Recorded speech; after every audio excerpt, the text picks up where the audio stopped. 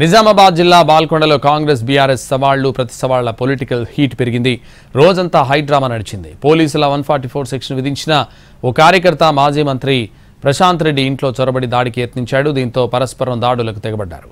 దీంతో పోలీసులు ఆందోళనకారులను చెదరగొట్టారు. ఎమ్మెల్యే ప్రశాంత్ రెడ్డి విమర్శలతో కాంగ్రెస్ కనువిప్పు పేరిట చేపట్టిన కార్యక్రమం ఉద్రిక్తతలు, అరెస్టులకు దారితీసింది.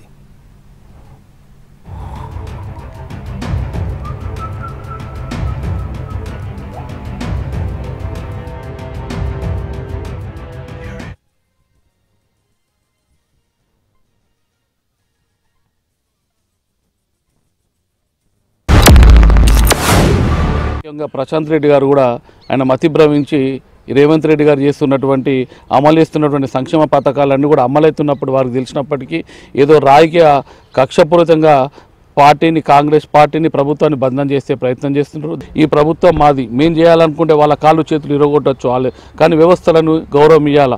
నన్ను గృహ నిర్బంధిస్తే కూడా ఇక్కడే మాకు వందలాది మంది కార్యకర్తలతో ఇక్కడనే ఉన్నాం, కానీ దాటుకొని పోలేం.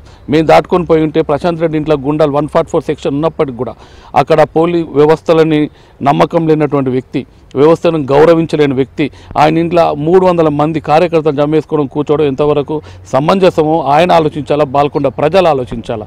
మానవ మోహన్ రెడ్డి జిల్లా పార్టీ ప్రెసిడెంట్కు మేము సవాల్ విసురుతా ఉన్నాం. ప్రశాంత్ రెడ్డి ఎమ్మెల్యే గారి స్థాయి మీద కాదు కాబట్టి ఇప్పుడు మళ్ళొక్కసారి కూడా మీకు సవాల్ విసురుతా ఉన్నాం. ఏ టైంలో ఎక్కడికి రమ్మన్నా మేము వస్తాం.